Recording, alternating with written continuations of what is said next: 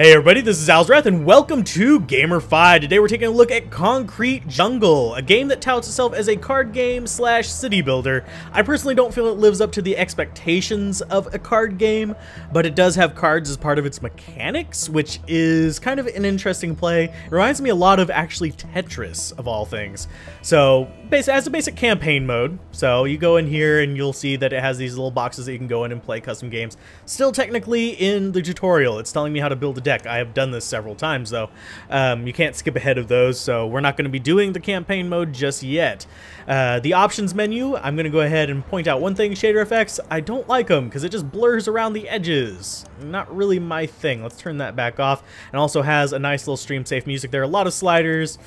Yeah, you can adjust a few things. And most of it's just graphical, like cosmetic things, so you don't really have to worry about it. Custom game in here, where we're gonna go. Solo, versus, and classic. Solo is you build a deck and you play the game. Versus is you build a deck, you play against somebody else, trying to screw them over and get more points than them. So that's a good thing. I played against the AI, and it has local multiplayer, but not online multiplayer. I can understand the avoidance of online multiplayer. It's expensive and kind of complicated to do, so it's not in this game. I don't hold it against them at all. It's still a fun game to play solo.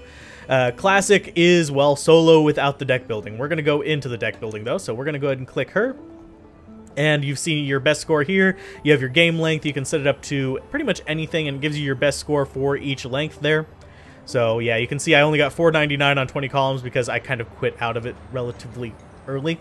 Yeah, and you have starting purchases here, which just is not fun at all.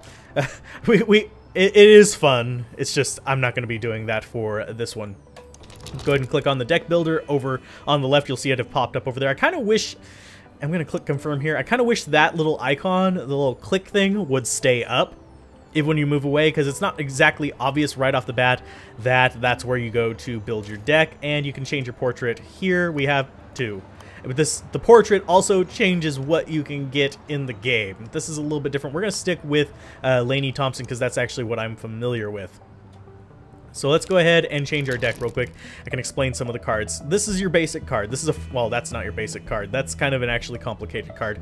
Let's go down to, let's go to shops or wholesaler. Let's look at these right here.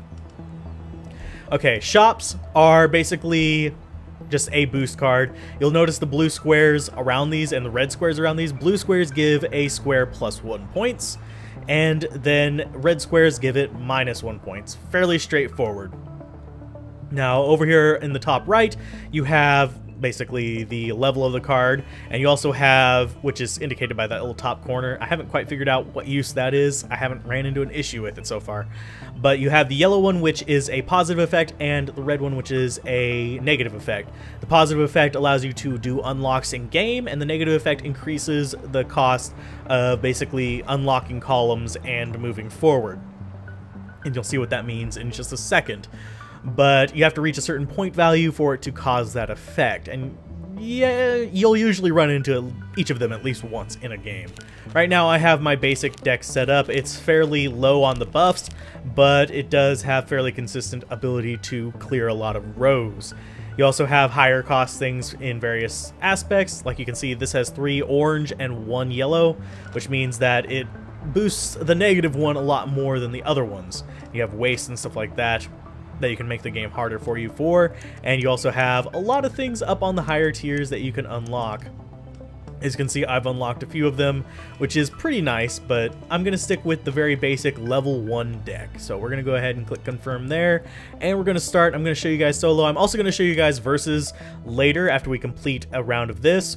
We're not going to be going for a high score on this one because I kind of just want to explain it real quick. Now, one card you notice I didn't explain was houses. These are the point collectors. As you can see, I have +1 points here, but nothing is showing up on that background because that would be where your points are kind of going to show up. If we put that there, all of a sudden, voila, we've got 1 point in that column. It's not going to clear until I get 3, though. So we kind of need to work on that. So let's go ahead and we'll have a garage there. Now, you'll notice that I'm getting negatives in this column. This is for a purpose. I'm going to be showing you guys another mechanic with that.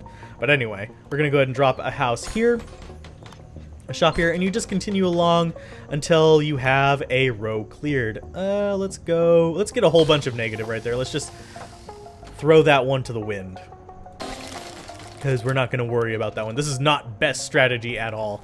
But once you get 3, you'll notice that the row disappears and it advances forward 1. All the things on that row drop off, but the effects of the cards that were on that row still have an effect on the future row. So example, if I got up to this one right here that I'm highlighting, you'd have a situation where you just have these numbers sitting here and no effect on the previous row. That's not a bad thing. But if we go ahead and drop this in here, we can fill up this row. That's probably a weird thing to put that there, but whatever. We're going to go ahead and try to bump that up to 3 so we can get that relatively quickly. But as this starts filling up, you'll notice that this is going to start flashing pretty soon. So let's go ahead and we'll drop that there, and we will drop a garage there just so you can see the overlap of effects. Now that's full, you'll see that this little heart thing has started flashing. If we click it, we lose a life. You'll notice I lost the heart back there, but that row disappears, and we have the basic effect. And we actually cleared the other row in advance as well, but you'll see that these have stuck around. Drop some houses there, and we can advance it up and get even further along. You'll see these start building up. We actually have already accomplished 1 bonus card in the process of this, and I'm going to go ahead and show you what that does. Basically, you come in here and you have a selection of 4 perks as far as the card shop goes, and this will be added to your deck. This is how you go above 12 cards. You'll see the farmhouse is basically just an improvement upon a normal house. Market is a pretty interesting little shape of blue boosts, sorry. You have a brewery which just sits there and does really nothing, except it does boost your yellow and red significantly. Factory boosts your yellow even more at less cost of the red, but it gives you penalties to surrounding areas, basically. So let's go ahead and go look at the skills as well. You'll notice that you have automatic additions to your deck there, and you have automatic additions to your deck there. Basically the same thing.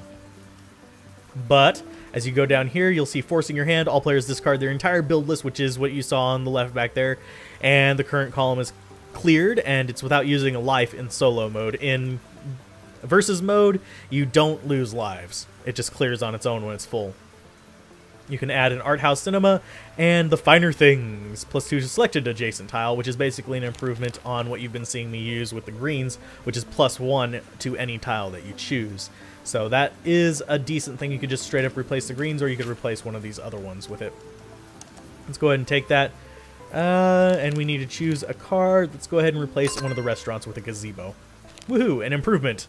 And we gain a glowing card there. We don't have enough for another one. We will pretty soon, though, as soon as I place this shop. We'll place that right there. And you'll see there's weather effects. You can turn those off. Don't worry. That is a thing that is entirely possible to do. And it gives +2. Woo. And this is pretty much how solo play goes. It's kind of a Tetris-y effect. You'll go through and you'll just clear out a whole bunch of things and move forward. Let's go ahead and just hurry up and get on into 10 runs. We got another green there, and we'll throw down another house, and you can just speed run through it. You don't get a whole lot of points for going quickly. You just get what you need to get done. Let's go with there and there, and we'll just hurry up and get through it. Okay, shop there, green there, and we're rushing through it. This is not the best way to get points. You'll see that I've actually gotten 2 unlocks here. We'll go ahead and replace the other restaurant with another one, and we have let's go for this food processing plant is amazing in Versus. If you can grab that, it's just nasty. Just drop it right in their way. But let's see, we'll go for a school and add that to our deck as well, and click the little check mark, and we are moving on. And there we go. We should be able to just real quickly just churn through this. We have 1 row left to do. So let's go ahead and pump that up. I'm doing this relatively quickly, so because frankly, I want to show you guys the versus as well, because I think that's another area that this game really shines. And you get a little bit of XP, which will unlock more cards for you to put in your deck. So let's go ahead and click continue, and we'll show you the versus mode. That's pretty much how the solo plays. Versus mode is also pretty interesting, though. I'm going to do it against a normal enemy. Mainly because I will probably get my butt whooped pretty hardcore. I'm going to just use the same deck. I'm going to try to play nice versus them. You can change their color, which team they're on. You can be on the same team or opposing teams. You can have up to 2 players per team. We'll do with 10 column lengths. I'll show you the starting purchases thing. Let's go with 2 and click start. Starting purchases will allow you to, boom, yeah, this. I don't like the point penalty for it. That's the only reason I don't take it, because I prefer playing vanilla. But we can go ahead and we'll take the... Ooh, it collects points as well. Minimum 1, maximum 2. Interesting. I haven't played with that card before. I actually have not seen it before. Let's go with a...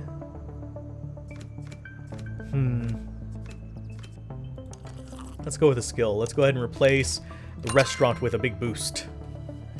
Yay. Good job. There we go. And they'll do the same thing whenever it gets to their turn. We'll put a house there, put a shop there. You have 3 moves per round, so that's an important thing to keep in mind. Let's go ahead and we'll do there as well.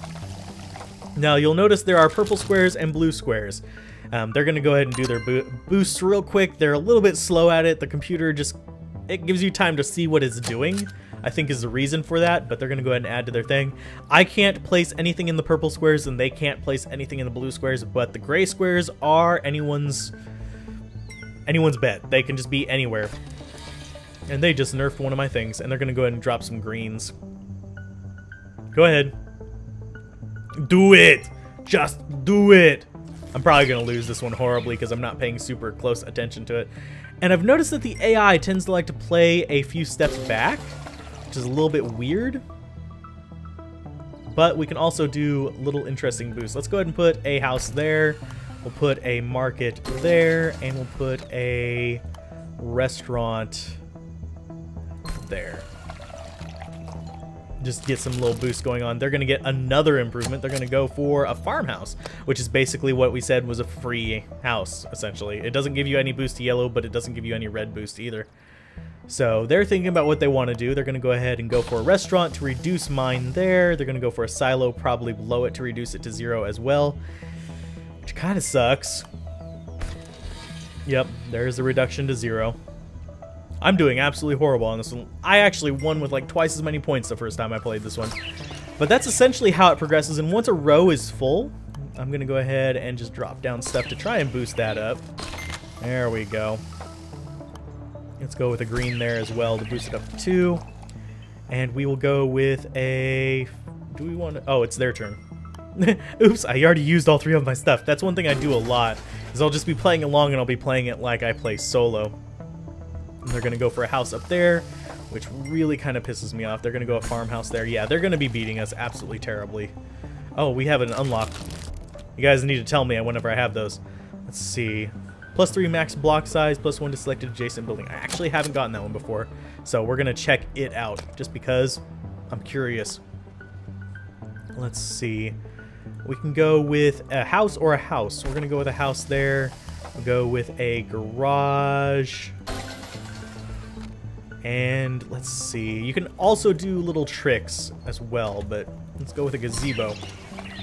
That'll basically give us that row whenever it gets to it. Now, progression is usually a little bit faster than this in Versus, but the computer will avoid completing a row usually unless there's a real purpose to it.